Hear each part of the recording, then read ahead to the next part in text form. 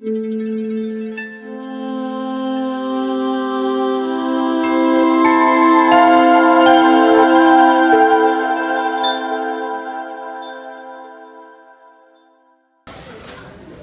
going to continue our sermon about discipleship relationship.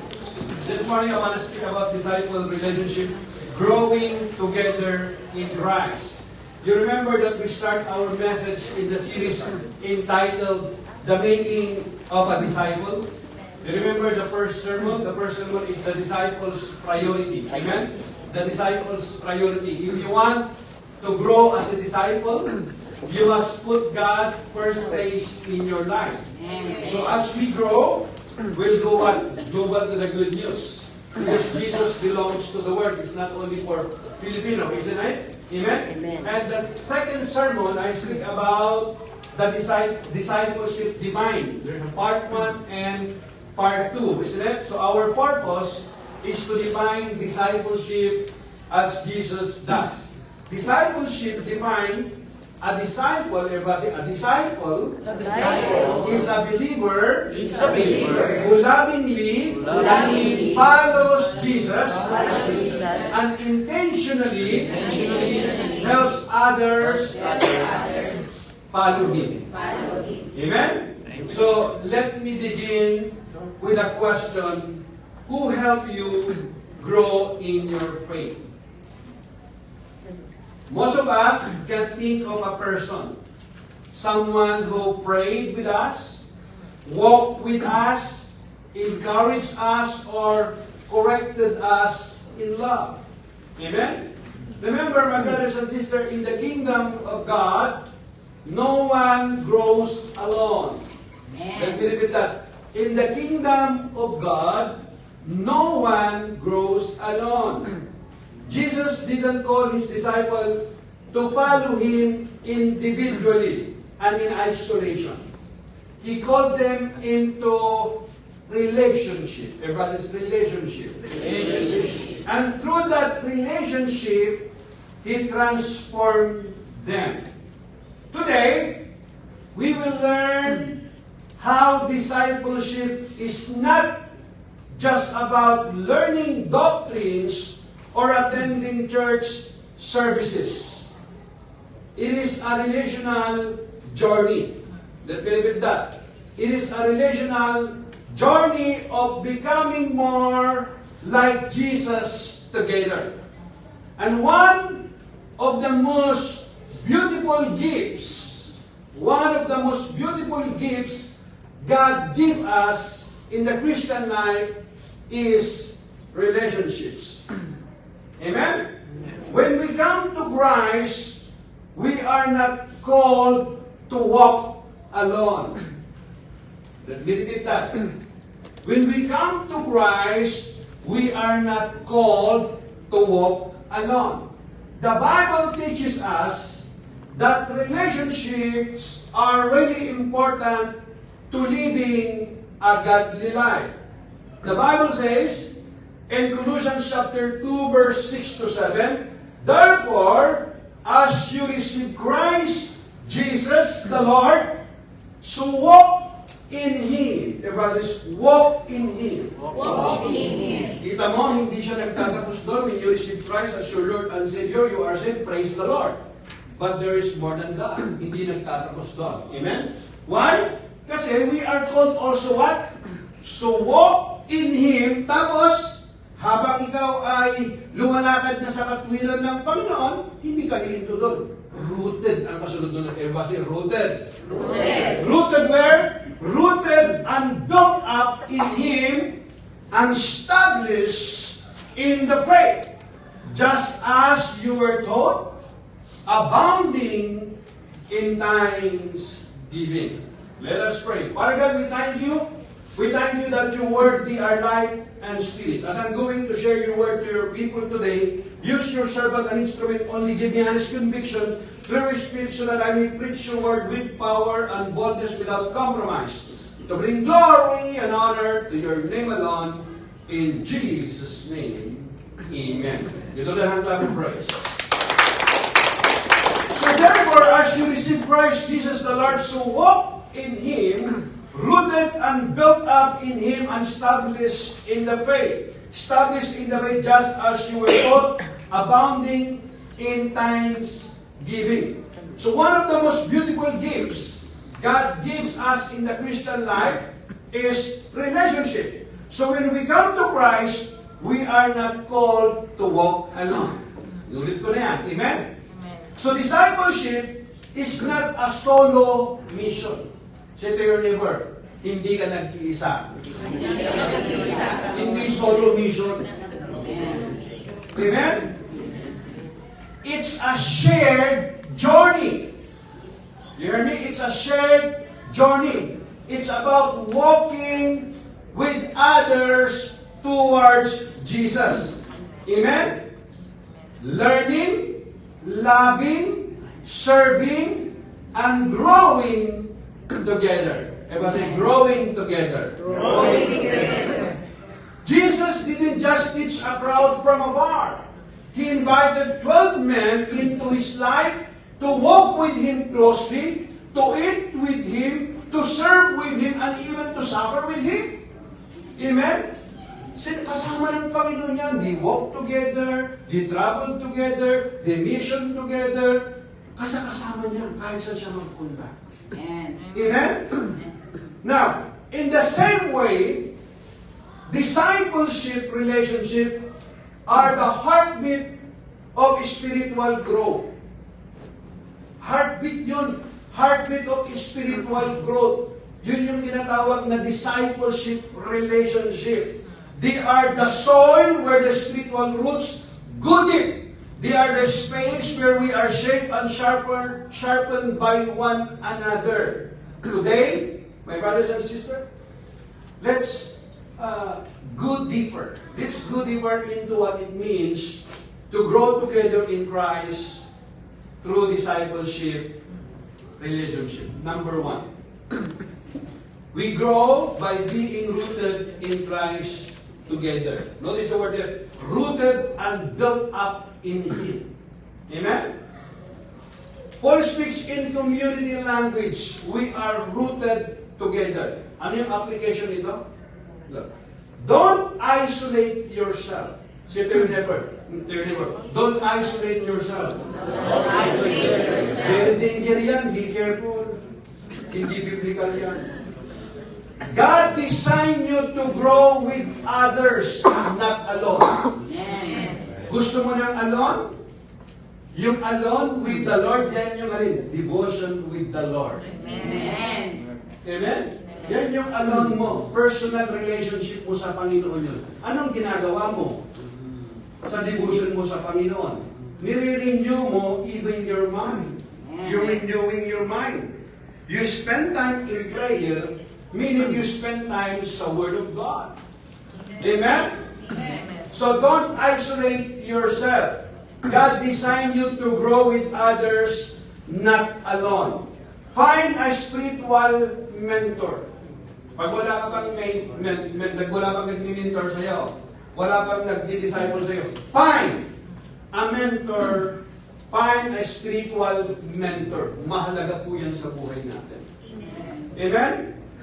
A group or someone you can walk with consistently. Why? Yung kaibahan ng mentor sa friend mo, yung friend mo sometimes, lagi nandiyan yan kasama mo yan, biso-biso mo, you eat together, happy-happy together, yung mga friend mo. But very seldom you find what? A true friend. Amen. Yung true friend mo sometimes, mga kapatid, pwede mong maging mentor din yan. Pwede mong maging discipler yan. Anong kaibahan nun? Kasi yung friend mo dyan, sasabihin niya lang, bibigyan ka lang lagi ng sympathy. Kawawa ka naman. Your mentor is not more concerned about your feelings. It doesn't mean he doesn't care about you, but he's concerned why? It's about relationship. It's concerned about your relationship to the Lord. Your family. That's why it doesn't matter if you hurt sometimes. Kaya nagtatampo ka, nagagalit ka. Why? Because kahit masakit, He will tell you the truth. Amen. Meron kang ganun sa buhay mo? Amen. Kung meron kang ganun sa buhay mo, sabihin mo, Hallelujah! Hallelujah. Why? Kasi, very few people yung may ganun. Amen. Amen? Kaya pagdating ng panahon, ma-realize mo, ito lang din pala talaga nakapanawa. And if you miss that opportunity, wala na. Sometimes, it not once. Are you with me? Amen. Amen? Pakinggan nyo.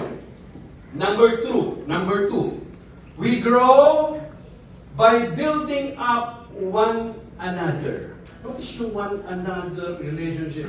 Scriptures, Proverbs 27:17, paborito din ng wife, sabi niya, as iron sharpens iron, so one person sharpens another.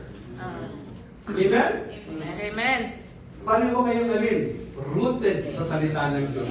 Kapag hindi rooted yung isa, ikaw lang yung rooted, mahirap yun. Kaya kailangan lagi kang nagsusuk sa salita ng Diyos. Nakita niyo yung kutsilyo pag hinahasa mo siya, saan mo siya pwedeng ihasa? Hindi mo po siya pwedeng ihasa sa kahoy. Amen?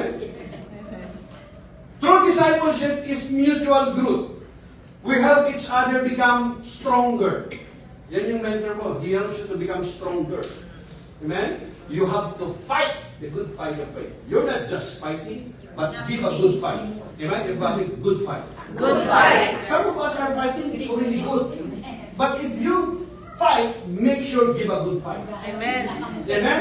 So how do you know that you are fighting a good fight? If you are not giving up. If you are not quitters. Amen. Quitters never wins. Amen. Amen? Jesus walked in daily life with His disciples, correcting, teaching, encouraging them. Amen? Kasama yun sa discipleship relationship. In discipleship relationship, we allow others to speak into our lives. Ayaw mo, paano alala ko, anong gusto mo? Yung gusto mo lang laging marinig. Maghanap ka ng kaibigan mo. Mga kaibigan mo, mga friend mo, marami dyan. Gusto pa, ano? Yun ang gusto natin. Amen? Pero kung gusto mo talagang lumago sa pananampalataya mo, maging maayos ang buhay mo at ang pamilya mo, kailangan mo ng discipler. Kailangan mo ng mentor. Ganun yung mga disciple ng Panginoong Yesus. Amen? We allow others to speak into our lives. Challenge our thinking and steer us to grow. Amen? Hanggang ngayon ba, naghihintay ako, sana mapanood to ni Pastor Alan. Naghihintay ako ng appointment nila eh. Di ba? Mag-isang buwan na eh. Ha? So application. Ask yourself, who am I building up? Who is building me up? Yan yung tanong. Si DSF. Amen? Be open to correction, encouragement, and truth from others. Amen? Kailangan maging open ka doon. Sino ba yung nag-i-encourage sa akin? Sino ba yung nag-correct sa akin? Sino ba yung nag-build up sa akin? Meron ba akong binibuild up o sumuko na ako? Amen. Hindi gano'n. Amen? Are you with me? Amen. Kailangan tingnan natin yon. Kung wala, pray. Kasi hindi naman madali. Amen? Amen. Number 3, we grow by learning together. Learning together. Learning together. Scriptures chapter 2 verse chapter Timothy chapter 2 verse 2. What you have heard from me, this is Paul speaking to Timothy, sa kanya pong disciple, sabi niya, what you have heard from me, entrust to faithful men. Everybody, faithful. Faithful. Pag hindi siya faithful, paano mo siya pagkakatiwalaan? Sa maliit nga, hindi mo pagkakatiwalaan eh. Sa malaki pa. Everybody says, faithful. Faithful. Ano mo yung nagawin mo? Faithful yan. Faithful. Parang nagdududa ka yata. Amen? Entrust to faithful men who will be able to teach other also. Amen? So discipleship is generational multiplication. We grow and help others grow too. So So Paul disciples Timothy. Timothy discipled others. Growth happens as we share what we learn. It's not just about receiving, teaching, but passing it on. Hindi lang marunong kang magsalita, mag-share, mag-preach, very good yun. Pero hindi lang dapat ikaw pinapasa mo. Paano? Hindi lang yung tinuturo mo, pati yung buhay mo.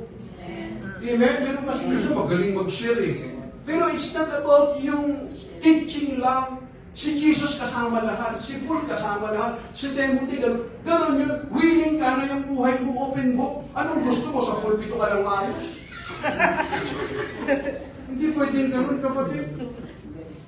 Kailangan, kapag ikaw ay nag-disciple ka, pangangalagaan mo, sa connection group pa nga lang, sa live group pa lang eh. Tablado na. How much more kapag yung church na pinagkatiwalaan? Kaya kailangan, bago mo gusto yung promotion, go to the process. You have to go to the process, mga kapatid. You want a trophy? Then mag-train ka. Tagal ka ng laban ni Pacquiao. Tagal niya sa Amerika, nag-train. Why? Kasi tinignan niya yung championship, nag-train niya. Do you think gusto niya gumising ng maaga talaga? No! Ask all the athletes. Pero anong gusto nila? Kasi nakatingin sila dun sa trophy. Ganun po yun, kapatid. Amen? Amen. Now, application. Paano gagawin to? Start a Bible study or a small group. Don't wait until you're perfect. Because you are not perfect. And even God does not expect you to be perfect. He knows what your failure. Alam niya yung kahinaan mo. Don't wait. Amen? If you know Jesus, you have something to share. That is good, mga kapatid. Mabuti na yun. Pero when you share something, you share yung totoo. Kasi, yun naman. Listen to me. The people around you, they do not expect you to be even perfect. You know why? Because nobody's perfect, isn't it? Amen. Pero kahit pa paano, they expect you to be honest. Yes. Kung paano yung kapalusot, kasi puro kang pasinungalingan. Yes. Pagkakatiwalaan ka susunod, so totoo, hindi. Amen. Amen. Are you with me? Amen. Now, number 4. We grow by loving one another deeply. Everybody say, loving one another. Loving one another. Kung babaliktad yan, hindi na sinabing love another one. Baliktad na naman doon. Loving one another deeply. Hindi lang plastic, hindi lang. Gusto ng iba kasi yung loving, dito lang habang may fellowship. Hindi, extend yun pati sa family. Concerned siya, ganun po yun mga kapatid. Tingnan nyo. John chapter 13 verse 34 to 35. By this, everyone will know that you are my disciples if you love one another. Sino nagsasalita nito? Si Jesus. Kailan ka raw makikilala? Kapag ikaw ay nagmamahal ng labis sa iyong kapwa. Kapag hindi ka nagmamahal ng labis ng totoo sa iyong kapwa, aba, kaduda-duda yun. Kasi, by this, sabi ni Jesus, everyone will know that you are my disciples if you love one another. Tanungin mo yung sarili mo. Baka mayroon kang kagalit pa. Hindi ka pa nagpo-forgive, mayroon kang grudge, mayroon kang bitterness sa puso mo. Ano yun? You don't really love. Amen? Amen. Discipleship is not a cold classroom. It is a loving relationship. Hindi siya blessed with love. It's about relationship. Totoo. Amen? Na totoong nagdadamayan. Totoong compassionate ka, concerned ka. Jesus loved His disciple sacrificially, even washing their feet. Amen. Love builds trust, safety, and honesty, which are essential for deep growth. So, ano yung application nito? Make love the center of your relationship. Paano mo gagawin ito? Listen well. Diba? Listen well. Listen well. Minsan naman, hindi lang dapat nakikinig ka, pero hindi mo naman talaga inuunawa. Listen well. Amen. Ibig sabihin, makinig ka. Kasi meron kang matutunan. Then, pray for one another, and then, forgive. Diba, Zay? Forgive quickly. Gusto mo ng quickly, lagi ka nagmamadali dito. Forgive. Quickly. Amen. Forgiveness is not up to you. It's not about your feelings. Show me in the Bible na it's up to you. Hindi po kasi ako okay. Mali ka kapatid, disobedient yan sa Panginoon. Forgiveness, mga kapatid, listen to me. Yung forgiveness mo sa kapwa mo, nakadepende yan sa pagpapatawad ng Panginoon sa'yo. Gusto mo ng forgiveness? Sabi ng Panginoon. Ha? Basahin mo yung Biblia mo, i-meditate mo. Matthew chapter 6, verse 14 to 15. I-meditate mo Matthew chapter 5, verse 22 to 24. Hindi ako yan. Sabi ni Jesus, for if you forgive your brother's trespasses, your heavenly Father will also forgive you. Our Father who art in heaven, hallowed be thy name, thy kingdom come, thy will be done on earth as it is in heaven. Give us this day our daily bread and forgive our trespasses, as we forgive those who trespass against us. Pinipray mo pero di mo ginagawa. Ano tawag to? It's not up to you. Yung healing process yan. Pero yung forgive others, quickly yan. Sabi mo siya katabi, ngayon, alam mo na ngayon. Hindi ibig sabihin, hindi siya concern ng Panginoon sa piling mo. Bakit nung nakapako si Jesus Cristo doon? Ano sabi niya? Magbago mo na kayo, bago kayo patawarin. Hindi ganun, dinatubok sila lahat. Amen? Amen. Number 5. We grow through challenges together. Emphasis challenges. Challenges. Bear one another's burdens and so fulfill the law of Christ. Yan yung law of Christ, yung gusto mo ng law. Growth doesn't only happen in good times. You hear me? It happens when we walk with each other through hard times.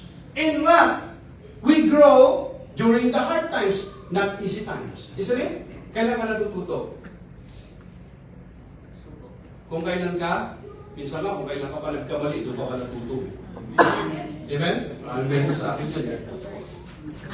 Are you with me? Amen. So Jesus didn't abandon His discipleship in their weakness.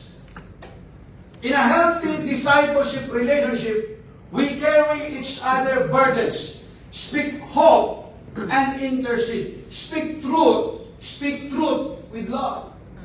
Kasama po yun, kapatid. Anong application nito? Be present in someone's valley. Be present ka ba? Diba ka, absent ka? Amen? Be present in someone's valley. Your friendship may be the very thing God uses to restore them. Amen? Now, would you stand up, my brother and sister?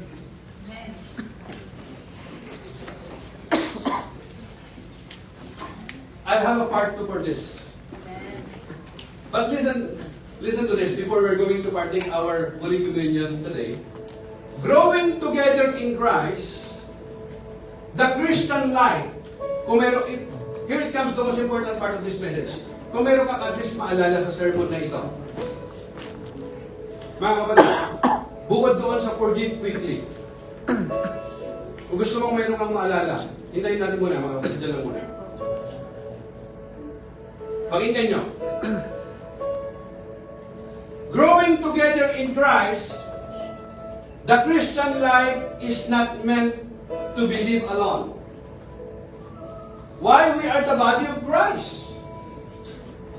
Ibig sabihin, we are connected, dependent, and called to grow together. Discipleship relationship are not optional. It's not up to you. Kung ayaw mo, iwag na lang, sabi ng Panginoon. It's not conditional. It's not optional. Kailangan totoong relasyon. They are essential bilang mananampalataya. As Jesus said in John chapter 15 verse 5, I am the vine, you are the branches. Whoever abides in me and I in him, he it is that bear much fruit. To abide in Christ is to abide in His body with one another. And here's the reflection questions. Who are you walking with in your spiritual journey? Sino ba? Do you have a discipler, a mentor? Do you have a prayer partner? Dapat unang-una, if you are married, yung asawa mo. Tapos, yung family mo. Family din ito kasi, as a believer. At, make sure yung mapagkakatiwalaan. Mapagkakatiwalaan ng mga confidential sa buhay. Amen. Amen? Are you being discipled? And are you discipling someone else? Pag nagdi-disciple ka, huwag mong hihintuan. Kahit hindi ka pinapansin. Are you with me? Amen.